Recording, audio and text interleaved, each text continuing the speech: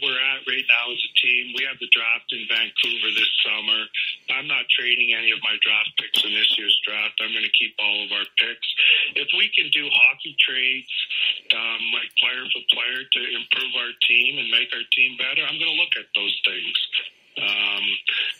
Like our prospects, like our blue chip prospects, I want to hold on to. But if we feel like there's something there, and I'm talking about our guys, our minor league players that are developing, if depending on what the return is, we might look at that. But I'm not.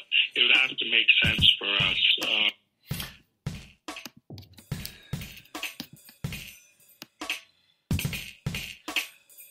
Well, hello everyone. It feels like a confession. Was Wednesday the 23rd of January that the Vancouver Canucks hosted the Carolina Hurricanes and lost 5-2. Since that day, we have moved on to February. We have had an All-Star game. We've had a trade. We've had a bunch of stuff happen, but today, welcome to the Hockey Podcast. Today, for the first time in over a week, the Vancouver Canucks are back in action as they are on a lengthy road trip here, starting in Colorado. They will head off to Philadelphia Monday, Washington Tuesday, Thursday, Chicago, and then back next week at home to the Calgary Flames. There is lots to talk about, though. There was a lot of conversations, including, of course, Jim Benning doing an interview for the first time on TSN. So we're going to dig into some of the things he said in there, which was a really fascinating interview. So we're going to talk about that and a bunch of other stuff. And we're also going to get into a little bit of Bell Let's Talk about. We'll maybe save that until the end. In the land of the cold, it is minus 30 as we are recording this. Is that right, Sean? Minus 30? Minus 30 with the wind chill. Yeah. And I have not stepped out of my place since I woke up and don't plan to unless I absolutely have to. So Fair enough. Tyler, how's the weather in Terrace? We are entering the deep freeze as well, although that's by Terrace standards, not by Calgary standards. But yeah, we are in a bit of a cold snap, and around here it goes from warm to cold like within a couple of hours. So there was all kinds of slush yesterday, and then the temperature dropped all of a sudden, and now you can basically skate on the streets. There you go. +6 here I've now moved to Richmond, so +6 here, sunny, warm, etc., etc., etc. Maybe let's just quickly kind of just go back here. Let's start with the All-Star game, because quickly start there. I have to tell you that I've never been a big fan of All-Star games. But this weekend, especially when you kind of compare what happened with the NFL and what happened in the Pro Bowl, and I think the suggestion now that they're going to shut that thing down, I think the NHL came up really looking pretty good with their All-Star game. I actually liked it. Was I the only one that took the few minutes to watch it, or? I took the pass on the All-Star game this year. Yeah, I watched the highlights mostly. I watched like all the skills competitions afterwards on YouTube, and the only scary part would have been the Miro Heiskanen fall on the fastest skater. That would have been a bit of a an issue if that had turned into anything. Yeah, that would have been it. Let's see. Yeah, so let's get into some other things. We'll get into the Jim Benning interview now. I think we just had to quickly talk about it. It wasn't much there. Jim Benning was on the radio in Vancouver yesterday. He talked about a number of things. We'll get into the trade part, but he was asked a number of interesting questions.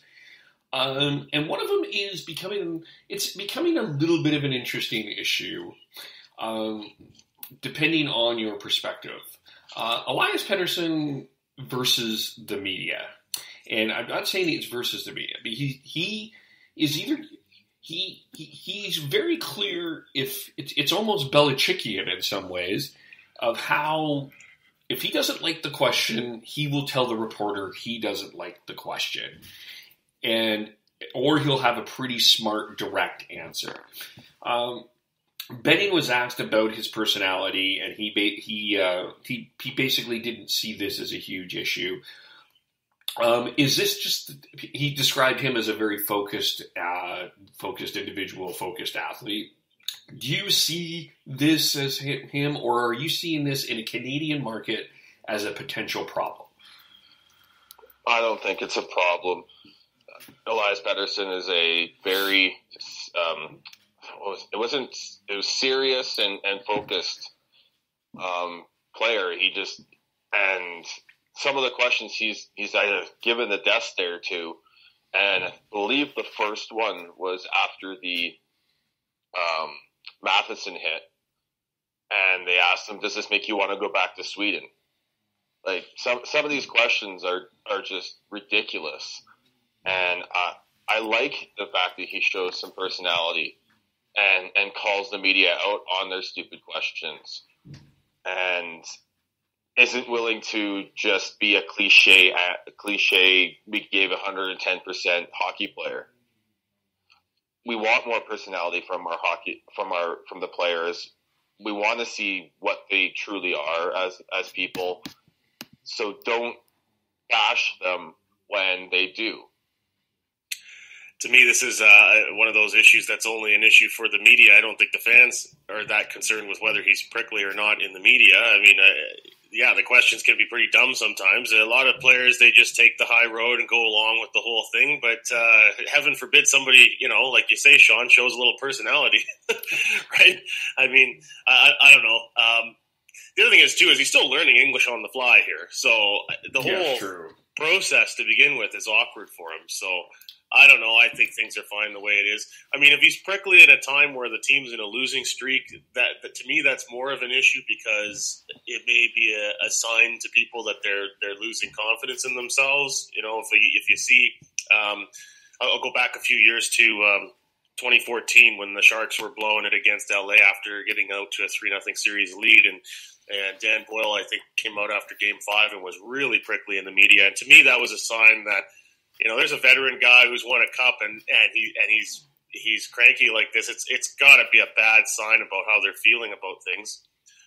But in the midst of a regular season, especially early in the season, like the case with Pettersson talking about Matheson and going back to Sweden and all that, I mean, I don't think there's much to be made out of that. Yeah, I don't. Yeah, I think he's focused. He's just very direct.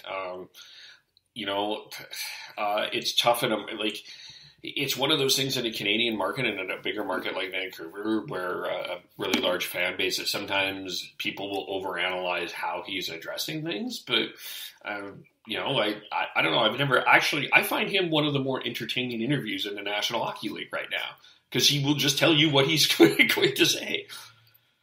And Patrick Laine is another one of my favorites too. I mean, he's not one for the standard answers either. Yeah, I don't necessarily have a problem with it myself, but and I think once he starts to understand his game more and understand the English language more, I think it's going to be funnier to watch him, than it is. Like, people are not going to be angry at him, but I think are going to find him entertaining. And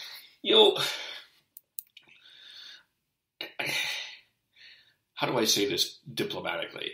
I really think the media needs to, some media people, not all media people, but I understand the importance of getting quotes and stuff. But some of these questions, I mean, some of it's they are dumb questions. Does he not get some dumb questions? Like I said, that was the first one about whether or not the physical play makes him want to go back to Sweden. That's a dumb question, and he's had a few others since then. But it's just, unfortunately, it's the nature of the beast when you have so many reporters trying to get their questions heard and get that sound bite and quote that they want. Especially in a hockey crazed market like Vancouver. It's just the nature of the beast, unfortunately. Yeah. The other thing, I wonder how much Fortnite Patrick Laine is playing right now. Oh yes. Oh, I just I a couple of times got to be in scrums back in my past media life, and I just wonder, sometimes with those kinds of questions, like, did they actually think about it at all before they got to the scrum? Like when I was starting out, I was just terrified of scrums. It's just like, okay, I'll just let everybody else ask the questions. I'll hold my microphone there, get the sound, because that was the concern, was like getting that like death stare after saying something stupid, right? And but not just getting that, but also feeling the embarrassment of the other reporters and snickering and whatever. It's a bit cliquey, I guess, in certain ways. Going into a sports media scrum, there's people that like each other, and then there's rivals, and it's a bit of an awkward thing. But put some thought into the questions beforehand. Well, if you don't do that, and you don't do your homework, and you don't try, then you deserve that reaction. But when you're going into the scrum, though, Tyler, you have you have some idea of what kind of questions you're hoping to get out of the player that you're interviewing, right? Like, you have kind of a strategy there of like, okay, this is. I think I want to hear about the hit that Petterrsson took at the Florida game, but I'm not going to ask him about Sweeter. But how is he feeling about that? You're going to ask. You have some strategic questions that you're going to prepare to ask at least. Well, it should be that, but I think in a lot of cases they just show up for the scrum. They know what the topic du jour is, and then they just kind of wing it from there. That's how it seems to me, anyways. Yeah, and I think because Petterrsson had such a rocket of a start, and then had that happen. I don't even know if this is true, but part of me thinks that it wasn't necessarily a true sports reporter that asked that question. It might have been just a local beat reporter, like being told to go and get a quote from Petterrsson because of that. Yeah, that's very well could be the case. That's what it seemed. Yeah, that's what it seemed like to me. And yeah, that way as well, because you don't. Yeah, that's not a typical question he gets. He gets some interesting questions, but yeah, that was probably one of the worst. The other thing that came up, and we'll talk about the lines here. The other thing Benning talked about, the morning line skate for tonight's game against the Colorado Avalanche is Horvat, Barchi, Levo, Petterrsson, Goldobin, Besser, Sutter, Roussel, Virtanen, Beagle, Eriksson, Mott with Granlund and Schaller on the extras, Tanev, Edler, D, Stetcher, Hutton, Gabranson, Pouliot, and Markstrom in the starter part. So Jim Benning talked about Nikolai Goldobin and is basically saying that he's got they do expect some battle from him, but they're not giving up on Nikolai Goldobin. What do you make of that? Is that reasonable? What are your thoughts on what they're planning to do with Goldobin? I've been very vocal in the fact that this year, as much as we're seeing some development and some success team-wise, should be all about player development and getting them to the spot where they can be a team that can battle for playoff spots, battle for the division, and be a playoff contender in a couple of years. And you need to have a long-term look at that. And with the way Green has handled Goldobin, I believe that's what what at least Green is doing. Even though Goldobin has had very good spots of production, he still has some issues where he loses the puck and he doesn't battle back to get it. Green also wants to see a little more of a feisty forecheck out of Goldobin, and he's not seen that. So if he can get that out of a Goldobin, he doesn't have to be like an Alex Burrows, Alex Hansen forechecker battler, but as long as he has a little more than he has now and can continue to create offensive opportunities and points, then in next year and the year after, the Canucks are going to be way better off than if Green just lets him play the way he is. And sometimes you need to have that hard-nosed mentality as a coach to basically say, you gotta do this or else you're not playing to get through to a player like Goldobin. There's so much potential there still with Goldobin that it would be a mistake, I think, for the organization to give up on him. And I mean, Jared McCann is the guy that they drafted and gave up on. Gustav Forsling is a guy that they drafted, and I mean, they moved him kind of by necessity at the time. They were out of healthy defensemen, but you can't keep doing that. So, and as Sean, you say, it's about development this year. Like, what is the need to get rid of Goldobin? What are you going to bring in instead, right? I mean, they got to keep giving him a chance. But every time he gets in the lineup, he's got to show us something now. Like, tonight's a big one for him. He's finally getting a shot again, and he's got to impress. He's got to tick enough boxes for the coach there to say, okay, you got your spot back. Yeah, and he's a big one. And he's on the Petterrsson-Besser line, so he's going to be matched up with one of Colorado's top lines. So he's. But you mentioned that, Kevin, like who he's playing with. I mean, he's being set up to succeed here. He's not being buried. Yeah, absolutely. Yeah, I mean, he's got to. This is one of those games, especially team tank or not. This is a playoff potential game, so he's got to absolutely show something here, that at least that he's contributing to the victory. I'm not saying he needs to have a 5-point night or anything like that, but you would think he needs to have a pretty big game here. Yeah, with him, it's not necessarily about the points at this point, even though that is his game. I think if he gets the battle into his game and gets at least a little bit better at the forecheck, the points will come.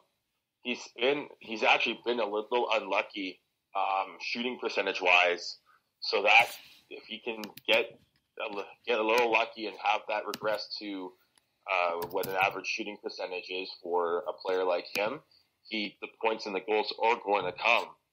But he's had in the last, I'm just on Hockey Reference right now, and he's gone 5 games without a point. Every game he was a minus and a plus minus, even though that's not necessarily a great stat. And then he had 2 assists versus Edmonton, and then he went another 3 without points. There's the consistency isn't there either, and that's another thing that he needs to work on. And I think with getting to battling a little bit more, getting more involved on the forecheck will help with that consistency for him. Yeah. And you can't give up on him because he's got such a high ceiling. The only way you would do that is if you're getting another high ceiling player back, our problem for your problem.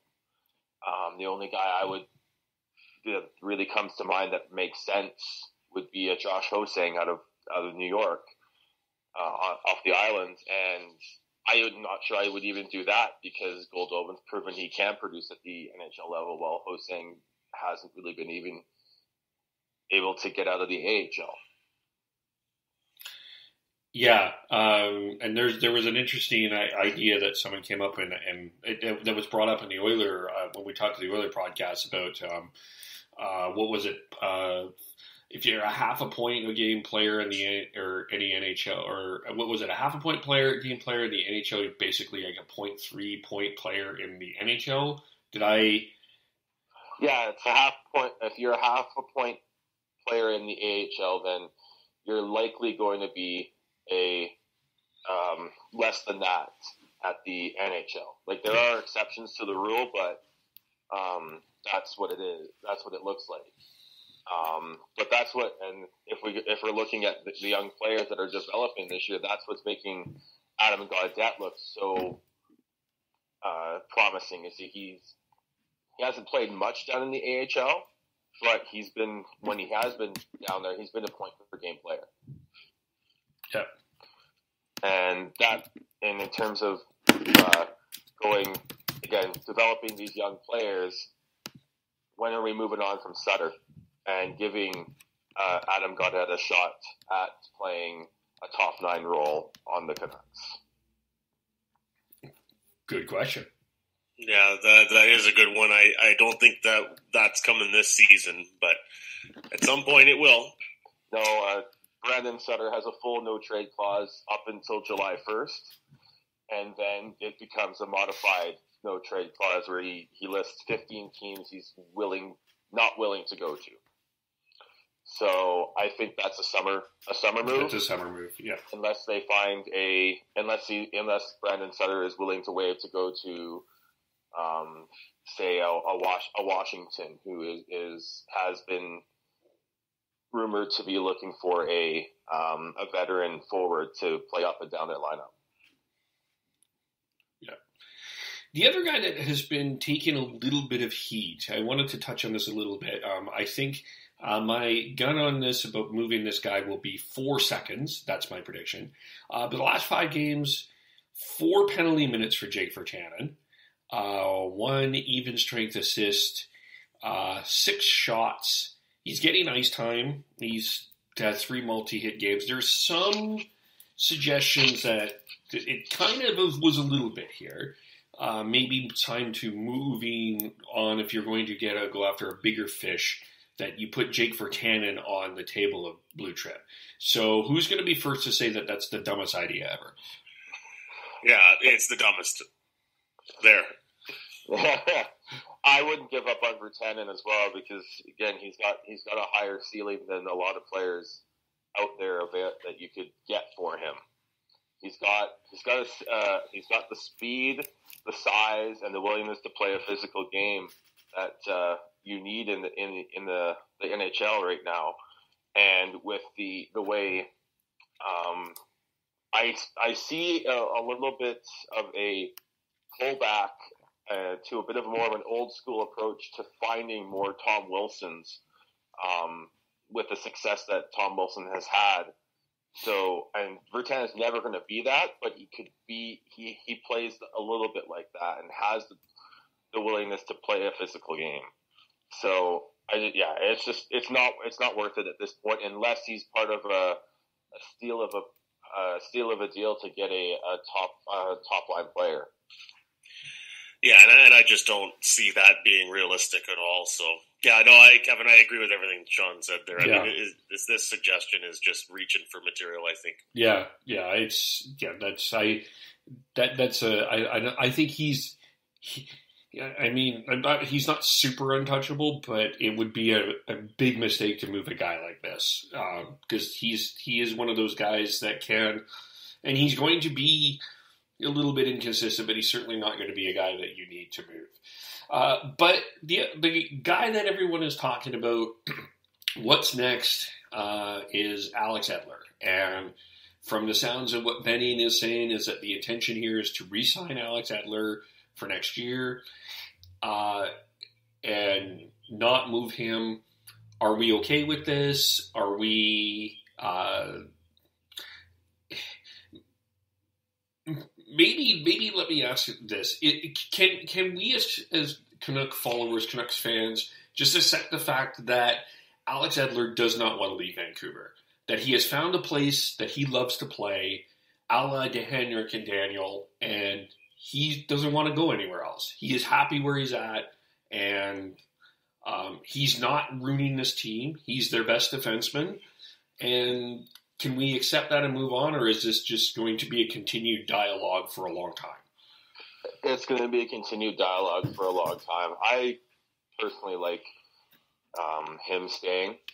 I think he's going to be a very important piece in the next couple of years to not have Quinn Hughes or Ole Hugh-Levy thrown in the deep end too early. And that's huge for the Canucks' development from being a bottom team to a contender.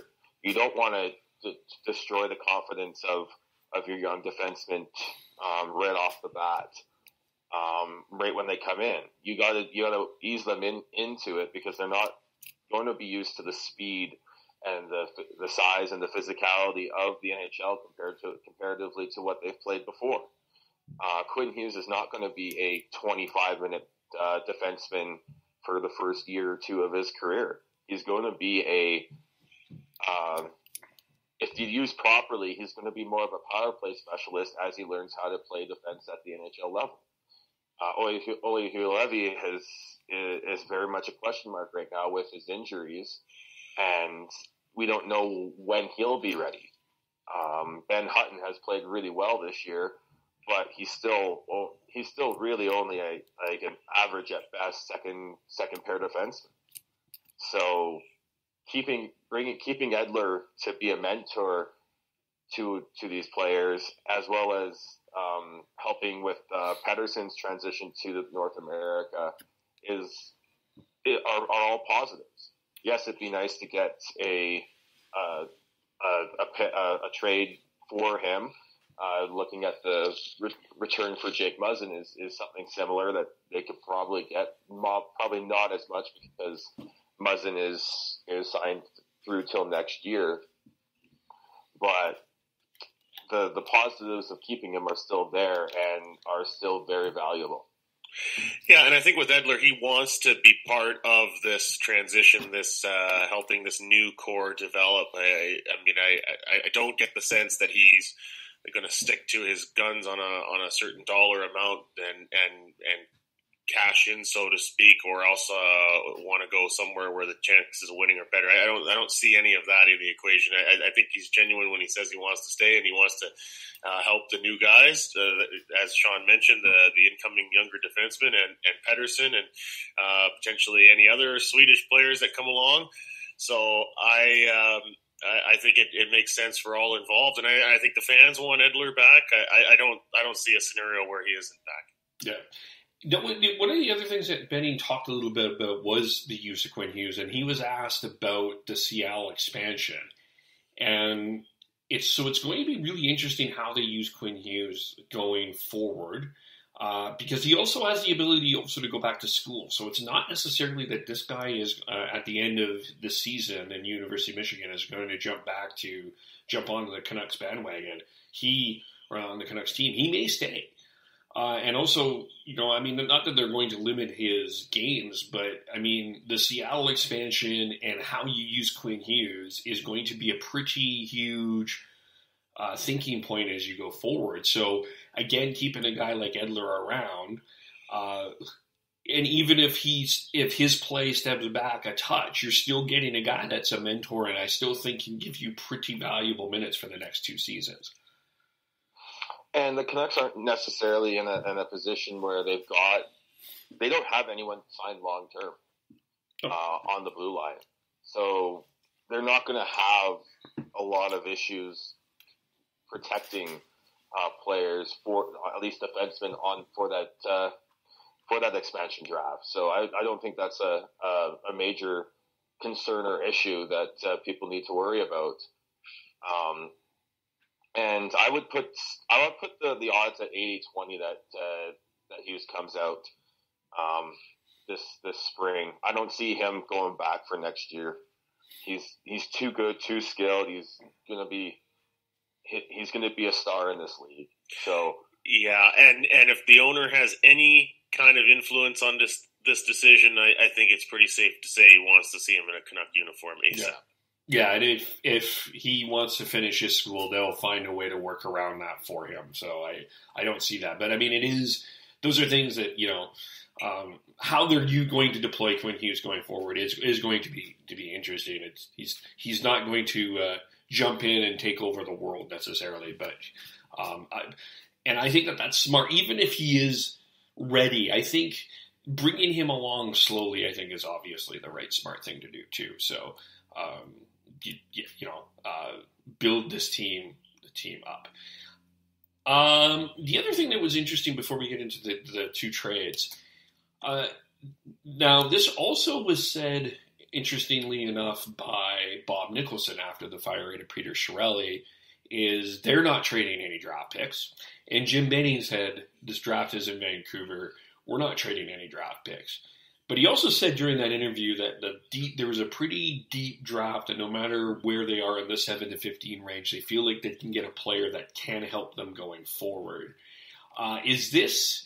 So I'm getting a sense that we're dealing with a pretty deep and interesting draft coming up here in 2019. There sounds like there's some pretty intriguing prospects coming forward here, that draft picks may not be an easy thing to move when it's at the trade deadline. Yeah, with this draft, from what I've been able to looking at Cam Robinson on Dauber's prospects, he's got Jack Hughes as the first tier, Capocacco as the second tier, and then the third tier is Dylan Cousins, Vasily Podkolzin, Alex Turcotte, Owen Byram, Trevor Zagras, Peyton Krebs, Matthew Boldy, and Kirby Dack, and that gets you that's your top 10.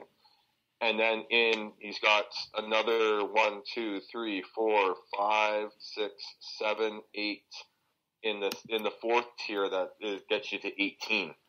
So, and that's within the bottom of that of the third tier. And the top to middle of the second tier of the fourth tier is where the Canucks are likely going to be drafting, and there's players listed there that are very, very good and very skilled. So I see the bottom half of the first round being basically unmovable at this point, and I think the other thing is, with the draft being in Vancouver, having as many picks as possible to sell the future is huge. Yep. So I don't see them, like I said, he said he's not moving any 2019 picks. Yes. Maybe they move a 2020 pick depending on how they do and where they are at. But I don't see that happening either.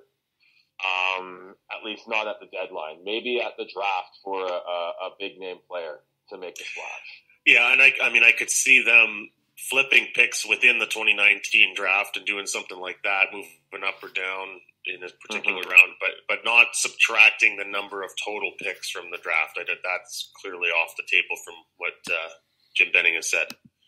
Yeah, it's going to be very, very interesting where people are placed and how things happen. And I think it's a very fascinating draft that is coming up here. That's becoming far more than a Jack Hughes draft. It feels like you're going to get a pretty good player if you're in the top half anyway. So it's very intriguing what's going to happen. There was a couple of trades this week, and one of them involved a former Canuck, Jared McCann, is off to Pittsburgh with Nick Bustad for Derek Brassard and Riley Sheehan and a couple of picks. First of all, maybe your thoughts on specifically McCann, how he is developed. He came in here with high expectations, but was traded for Eric Gudbranson. Is the McCann stock dropped a little bit, or what are we suspecting here? There was word and rumor, and I don't know if this is true, but there were rumors that there were some personality issues with him as well. But curious what your guys' thoughts are on that. From what I remember, I think McCann had a bit of an ego when he first came in. And I don't think there's anything wrong with that. I just think he clashed with I think it was Willie Desjardins who was the coach when he was with the Canucks. Yeah. And it just didn't work, and then they wanted to get a big top four right-handed defenseman, and they thought Eric Gudbranson was that and made that move. Apparently, from what I've been reading, Pittsburgh really wanted McCann in this trade. I think that's a fantastic pickup for them. I think it's another very smart move by Rutherford, because I think McCann still is a smart player, and I think he could be someone that you can move to the wing on to play with a Crosby and be successful. And he's under contract for another couple years on, I think, a 1.5 cap hit. So that's very economical for the Penguins, who are very top heavy cap wise. So I think it's a good deal. I think his stock has gone down a bit, but he's had a decent start to this year. He's got 8 goals and 10 assists in 46 games with the Panthers, and then played last night after basically running to the dressing room. Yeah. But him and Bukestad had to basically run to the dressing room, get dressed, and get on the ice. It looked like a couple of guys in a rec league game that were stuck at work late, and they were rushing to get ready. That's funny. I think I really like that trade for the Penguins in terms of, I think McCann has a higher ceiling now that he's got some really good players to play with. And Florida, I like that move for them too, because the rumors are that they're clearing cap space to go big game hunting in the off season, going after Bobrovsky and Panarin. I like the deal as well. In both of those respects, it's amazing. Pittsburgh seems to be the place that's the reclamation project franchise. They bring in these other guys that have struggled a little bit, and they know what they're going to do with them. And I think Jared McCann's going to do well with the Penguins if he can get some time with Crosby there. That would be very interesting to see. Yeah, it's going to be he's got a lot of talent. You can use him as a third line center, fourth line center, or you can pop him on with Crosby. And he's learning with two great players in front of him, and Crosby and Malkin. He's going to help. I've always been a Derek Brassard fan. I think he's a guy that can, wins faceoffs, gives you some offensive production. So, I think he's going to help somebody. I'm not saying he's helping Florida this year, but it is going to be very interesting what Florida is going to try to do, because they've been this bottom basement dwelling team with no fans for a long time. So it's nice to see that they're thinking about getting some big fish in there and making a run for something there, because it's the 7 fans that appear to Florida Panthers games deserve a little bit more entertainment than what their dollar is getting. So is it 7 now, or did they move to 10? Sorry, was that rude? I think it's 10 now. Okay, it's good. It's good.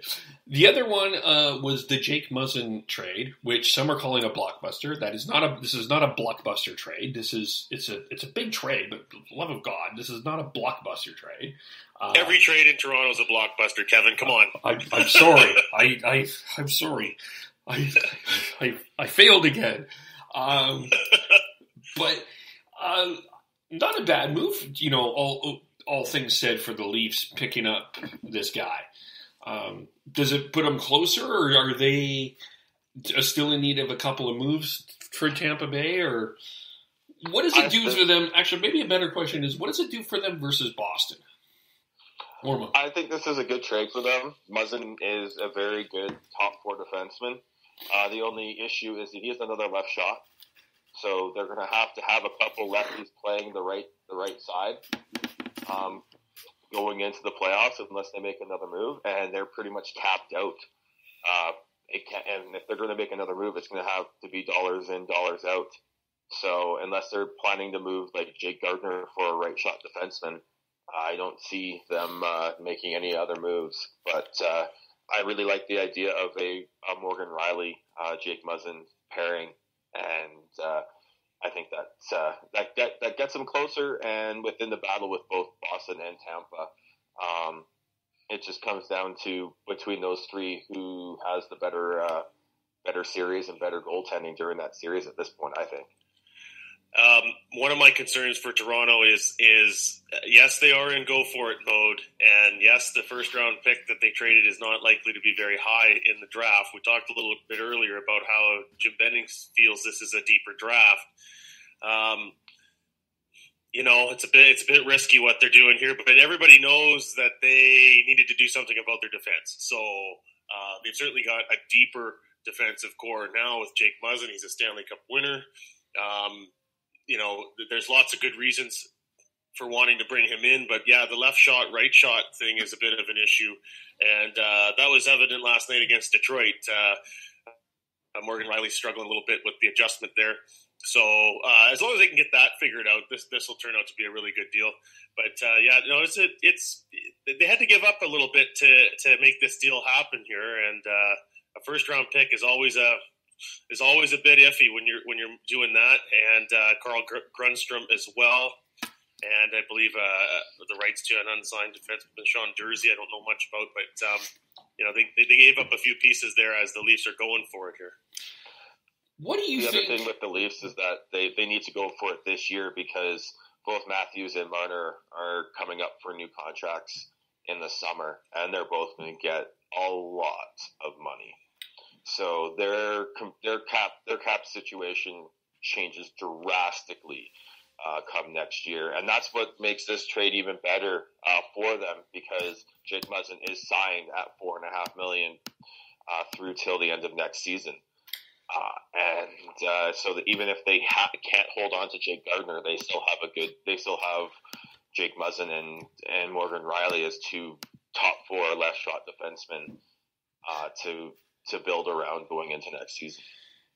Okay, so let me just toss this out. If you do you see the Leafs potentially parting ways with Gardner before the trade deadline, or is he a guy that I don't think he's coming back to Toronto. I just don't see it. I mean, I could be wrong, but I'm 60% certain he's not coming back to Toronto. I think that's a guy that I think it feels like the Leafs are willing to lose if they're going to sign Matthews and Marner. But is he a guy that you want heading into this playoff run, or do you think that you can get something for him, like get a right shot defenseman for him that will allow you to move forward? I think if the right deal comes along, they'll move him. Well, I don't think the right deal is out there. I think the right fit is a Dougie Hamilton or even a Brett Pesce out of Carolina, but Carolina's wanting scoring. They're not wanting to just swap defensemen. So if Toronto's getting a trade in that, it's going to have to be a little more complicated and possibly having one more team in there for a three-way trade to make that work for them. I just don't see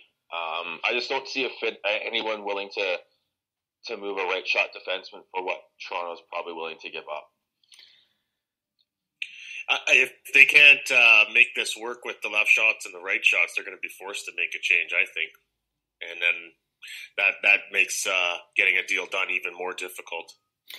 Yeah, so we'll see how the next little while goes with this. Yeah, because a right shot defenseman seems to be the priority of a lot of teams right now too, and there's only 2 or 3 really good ones that are available. So this makes that interesting.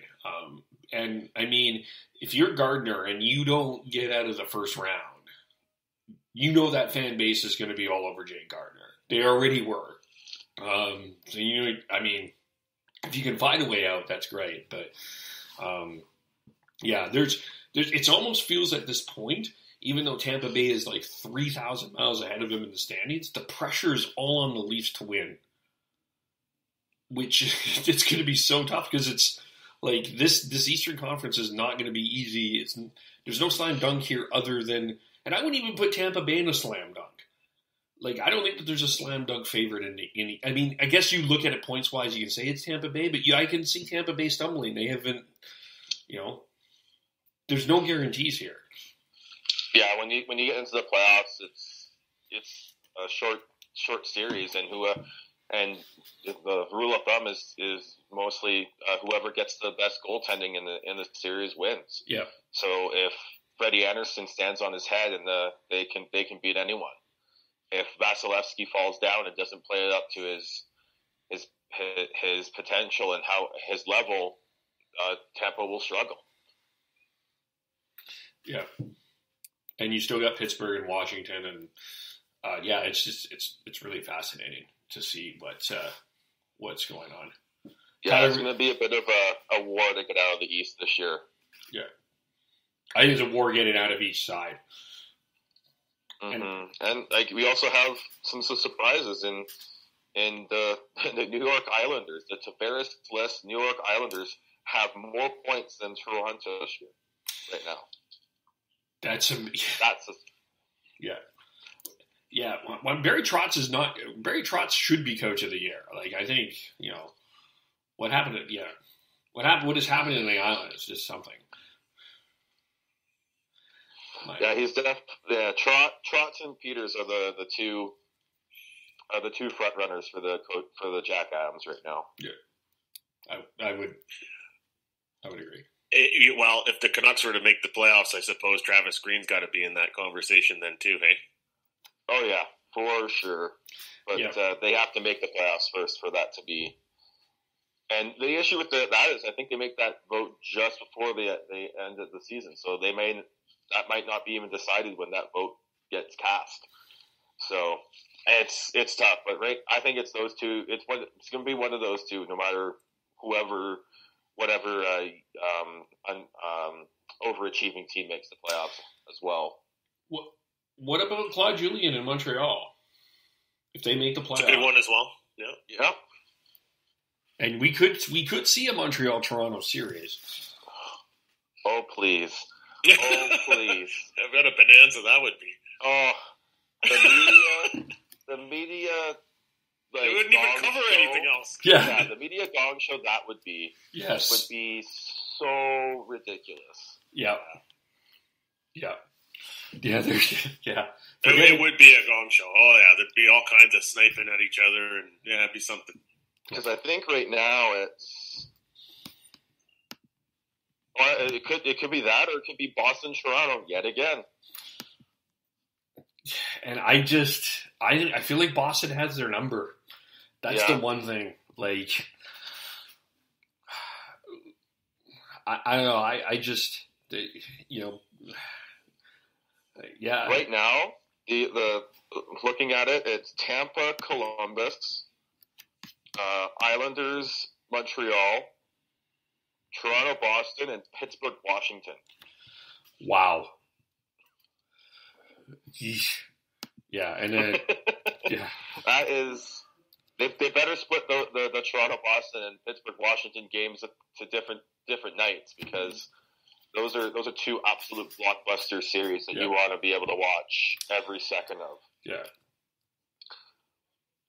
And potentially, it could be Vancouver, Calgary in the first round, and you got Winnipeg, Minnesota. That's not, but Vegas, San Jose would be an absolute. Well, that'll be the later ones, but Vegas, San Jose would be an absolute barn burner as well. So. Yeah, well, and of course they have recent playoff history, so that would add some spice to that. Mm-hmm. Yeah, right now it's Winnipeg, Colorado. Sorry, no, Calgary, Colorado, Winnipeg, Minnesota, Vegas, San Jose, Nashville, Dallas, with Vancouver basically tied for that last spot right now.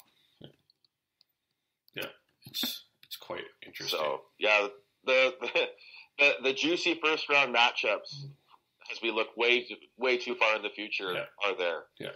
Do you know who's 2 points behind the Colorado Avalanche? Where did the Arizona Coyotes come from? They're 6-2-2 in their last 10. What? They're not a bad team. They're not. They've been ravaged by goaltending injuries yet again for the second year in a row. Yeah. And now that Kemper's back, although they are looking really bad with that Galchenyuk for Domi trade. Yes. When Mark Bergevin wins a trade, you're not a good GM. Is that fair? You're not doing your job. Yeah. We would say that reflects poorly on the general manager. It does, yes. And it also reflects poorly on analytics there too, I think. Good example. The wrong analytics is everything I keep hearing about John Chaika. Yeah. Or that because he had his company beforehand that his sister now runs, and I still think he's somewhat involved. And all those proprietary analytic data that they have with them, with the stat leaks, a lot of teams have access to as well. So it's not like he has a leg up on anyone because everyone has access to it. And and plus I've also heard that it was a little what they're looking at isn't necessarily the right data. And that's my biggest issue with analytics, is that there's so much out there. It's so easy to pick and choose what data to look at to get the answer that you're looking for. And a lot of people and a lot of fans rely too much on them to justify who they want in the lineup. And going back to Nikolai Goldobin, that's one of the big ones with the Canucks, is his analytics look fantastic, but he's missing key parts in his game to be able to translate those underlying analytic numbers to really good production. He's already got decent production, but if he can get that, get the eye test, the hustle, the drive away from the puck to get the puck back so that he can use his skills to create offense, and it'll take him to that next level. Yeah, for sure. And we are going to do a deep dive soon here, maybe next week. We're going to actually have an extensive conversation specifically with a guy that has followed Nikolai Goldobin and is going to do a deep dive analysis with us about where Nikolai Goldobin is, where he's going, and sort of the perception around him. We've got that coming. We have a guest coming talking about that. But also this week, it is kind of hockey related, and it is not hockey. It's life related. It was Bell Let's Talk Day on Wednesday, a day that for every tweet or text or whatever you do on the Bell Network, 5 cents goes to helping mental health initiatives. And I opened up a little bit about where I was at, and I thought maybe we can talk a little bit about kind of the impact that it has had. Maybe we'll start with Sean on this, because I know he does have a story to share after the last podcast that we recorded. But Sean, you can share that. I don't want to take away any of your thunder on that. But so the Pig and Duke here in Calgary has basically become a bit of a family to me. The owner, Stephen Loudon, at Moose Beach Social on Twitter, is a gigantic Canucks fan.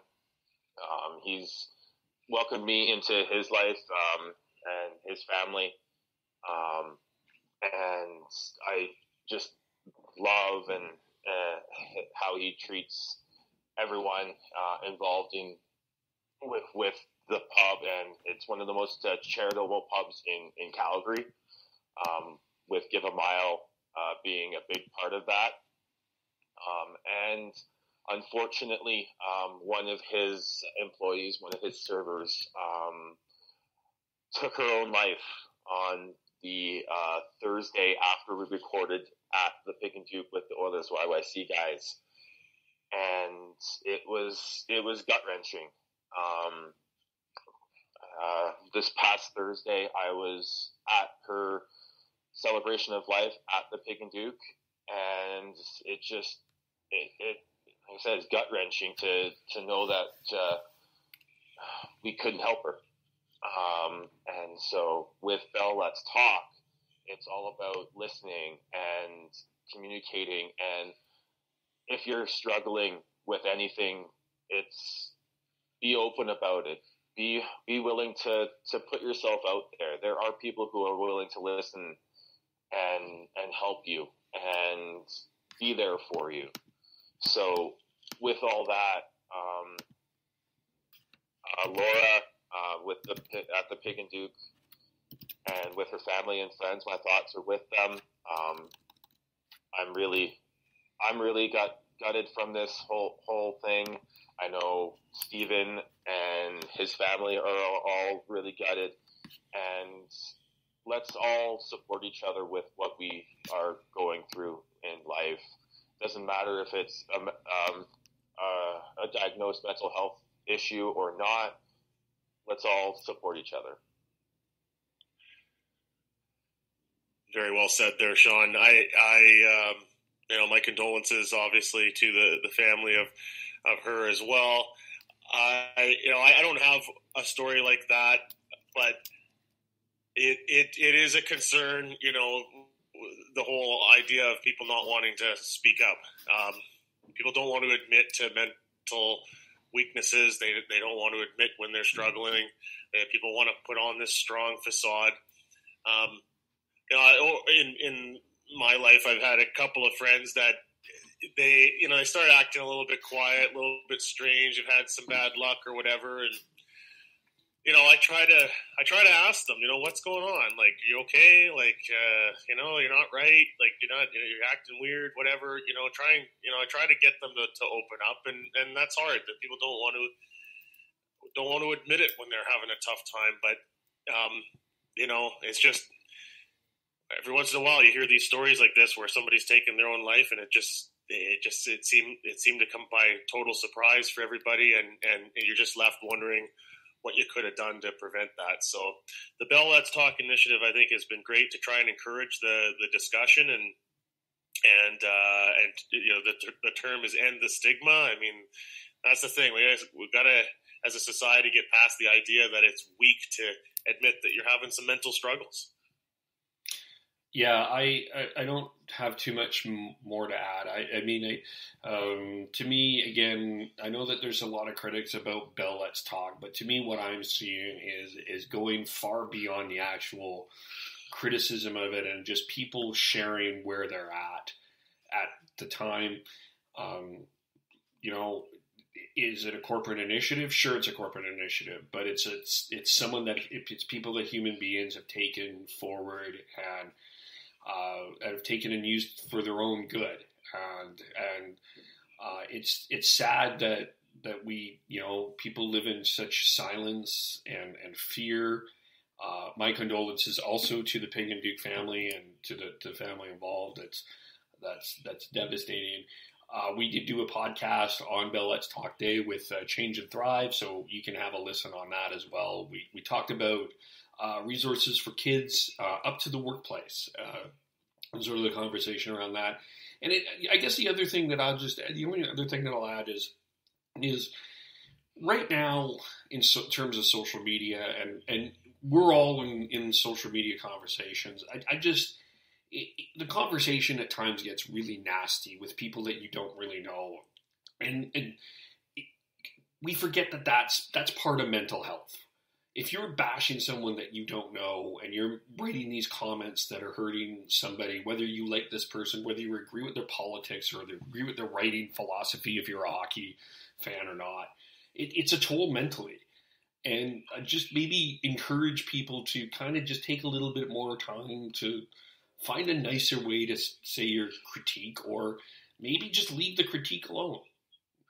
Maybe try to understand, because it's the way we're treating each other on social media is, I think, an impact on mental health. I'm no expert, but I do think I think kindness, I agree with Sean, just be a support with everybody. You don't know where everybody's at, and even when they're open, you don't truly know where they're walking through. So, yeah. Yeah, and Bell Let's Talk is only just the beginning. There's 364 other days of the year that people need help and need to feel that they are able to open up about their struggles. Yeah. So be open, be willing to listen, be willing to talk. You never know who you're gonna help save. Yeah, exactly. Tyler, were you going to say something, or? No, I think I expressed everything I wanted to say on that topic. Okay. All right, well, let's leave it there. Sean, how do we follow you? I am Beardy Canucks 03 on Twitter. Tyler? And I'm on Twitter at TNoble, TNOBLE. And Kevin, just before we go, just confirmation coming out of the Canucks morning skate that Goldobin is in, and Marcus Granlund is the odd man out at forward for the Canucks. Interesting. There we go. You can follow me, KEVOLE. It's going to be interesting to see what happens, by the way, of Granlund at the trade deadline. I'm not sure his future is long here, but For those in BC too, I'm just going to give you this website, bcmhsus.ca. That's for BC Mental Health. There's a lot of really good information there as well if you're living out in BC as well. But thanks again, everyone, and we will talk to you all soon. Take care of each other. Bye for now.